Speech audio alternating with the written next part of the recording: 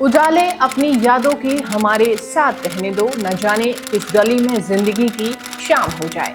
कुछ शेर सिर्फ पढ़े नहीं जाते बल्कि जिए जाते हैं। कुछ आवाजें सिर्फ सुनी नहीं जाती, दिल में बसा ली जाती हैं। और कुछ शायर जो ऐसे होते हैं जिनके जाने के बाद भी उनकी मौजूदगी खत्म नहीं होती।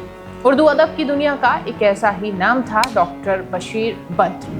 आज जब बशीर बद्र हमारे बीच नहीं है तो ऐसा लगता है जैसे उर्दू गजल का एक पूरा दौर अपने आखिरी पड़ाव पर पहुंच गया हो। लेकिन सच तो ये है कि शायर मरते नहीं हैं, उनके अल्फाज जिंदा रहते हैं। और बशीर बद्र उन शायरों में से ही एक थे जिन्होंने अपने शब्दों को लोगों की जिंदगी का हिस्सा बना दिया।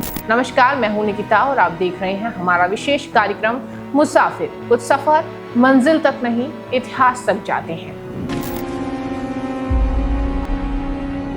साल 1995 दिल्ली का मॉडर्न स्कूल शंकर साद मुशायरा अपने पूरे शबाब पर था। देश भर के नामी शायर मौजूद थे, सभागार में भरा हुआ था, लेकिन महफिल में वो रंग नहीं चढ़ रहा था जिसका इंतजार लोग कर रहे थे। तभी मंच संचालन कर रहे मशहूर शायर गुलजार दहलवी ने एक नाम पुकारा, जनाब बशीर बद्र साहब। बस इतना सुनता था कि हॉल तालियों से गूंज पड़ा। बशीर बद्र मंच पर आए, चेहरे पर वही सादगी, वही ठहराव। उन्होंने माइक संभाला और पहले शेर पढ़ा। उजाले अपनी यादों के हमारे साथ रहने दो, न जाने किस गली में जिंदगी की आखिरी शाम हो जाए। शेर खत्म हुआ लेकिन सभागार में उसकी गूंज बनी रही। लोग एक साथ चिल्ला उठे, मुकर्रर मुकर्रर। फिर बशीर साहब ने अपना एक और मशहूर शेर सुनाया, दुश्मनी जम कर करो लेकिन ये गुंजाइश रहे कि जब कभी हम दोस्त हो जाएं तो शर्मिंदा ना हो। उस रात मुशायरा खत्म हुआ लेकिन बशीर बद्र लोगों के दिलों में उतर गए थे। अयोध्या का एक लड़का जो पूरी दुनिया का शायर बन गया। 15 फरवरी 1935 उत्तर प्रदेश के अयोध्या शहर में एक बच्चे का जन्म हुआ। नाम रखा गया बशीर बद्र। किसी को नहीं पता था कि ये बच्चा आगे चलकर उर्दू गजल की दुनिया का सबसे बड़ा नाम बनने वाला है। बचपन से ही पढ़ाई और साहित्य में रुचि थी।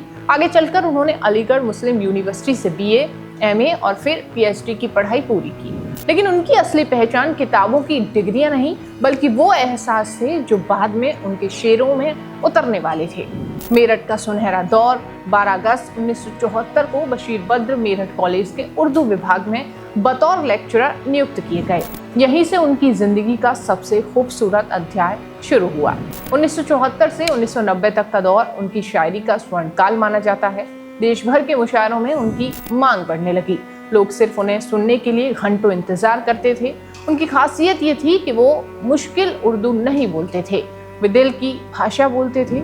आम आदमी की मोहब्बत, तकलीफ, तन्हाई, यादें और उम्मीदें सब उनके शेरों में साफ नजर आती थी। इसीलिए उनकी गजलें किताबों से निकलकर लोगों की जुबान तक पहुंच गईं। फिर आया वो साल जिसने सब बदल दिया, साल 1987। मेरठ दंगे, शहर जल रहा था। इसी भीषण आग में बशीर बद्री का घर भी जल गया। सिर्फ घर ही नहीं जला था, उनकी जिंदगी भर की मेहनत भी जलकर राख हो गई। हजारों अप्रकाशित शेर, नोटबुक्स, पांडुलिपियां, किताबें सब खाक हो गईं। एक लेखक के लिए इससे बड़ा दुख शायद ही कोई हो सकता है। लेकिन सबसे बड़ी बात यह थी कि बशीर बद्र ने अपनी दर्द को नफरत में नहीं बदला। उन्होंने अपना शहर छोड़ा, मेरठ से भोपाल गए, लेकिन अपने दिल में किसी के लिए जहर नहीं रखा। शायद इसीलिए उनकी शायरी में ये आवाज सुनाई देती है, 7 संदूकों में भरकर दफन कर दो नफरतें, आज इंसानों को मोहब्बत की जरूरत है बहुत। दर्द को मोहब्बत में बदल देने वाले शायर बशीर बद्र की शायरी की सबसे बड़ी ताकत उसकी सादगी थी। वो जटिल शब्दों में नहीं, इंसानी एहसासों में बात करते थे। उनका मशहूर शेर देखिए, कुछ तो मजबूरियां रही होंगी, यूं ही कोई बेवफा नहीं होता। ये सिर्फ मोहब्बत का शेर नहीं है, ये इंसान को समझने का नजरिया है। बशीर बद्र लोगों को कटघरे में खड़ा नहीं करते थे, वे उन्हें समझने की कोशिश करते थे। यही वजह है कि उनकी शायरी हर पीढ़ी को अपनी लगने लगती है। यादों के शायर बशीर बद्र की गजलों में यादें बार बार लौटती हैं। उनके लिए यादें सिर्फ अतीत नहीं थी, यादें वो रोशनी थी जो इंसान को अंधेरे रास्तों में भी सहारा देती हैं। शायद इसीलिए उनका सबसे लोकप्रिय शेर भी यादों पर ही है। उजाले अपनी यादों के हमारे साथ रहने दो, आज भी ये शेर लाखों लोगों की जुबान पर है। बदलते समाज को समझने वाला शायर बशीर बद्र सिर्फ मोहब्बत के शायर नहीं थे, वे अपने दौर के गवाह भी थे।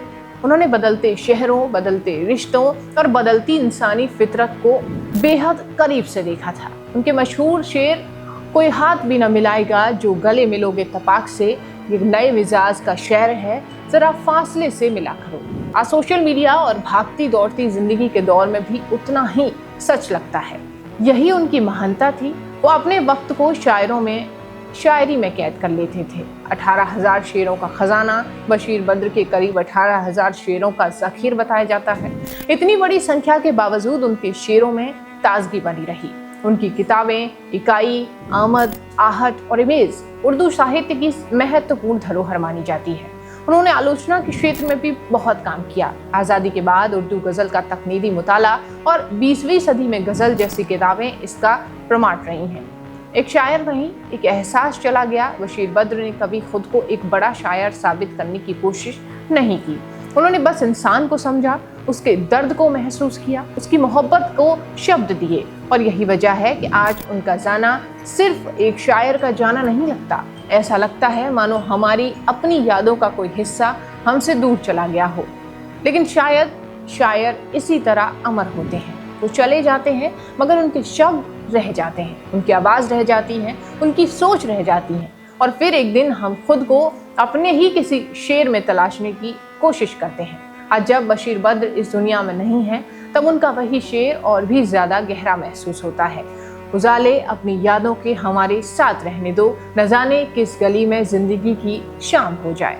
वाकई ज़िंदगी की शाम आ गई है, लेकिन उनके उजाले अभी भी हमारे साथ हैं। बशीर बद्र साहब, आप सिर्फ एक शायर नहीं थे, आप मोहब्बत, इंसानियत और उम्मीद के वो मुसाफिर थे। आपकी शायरी अमर है।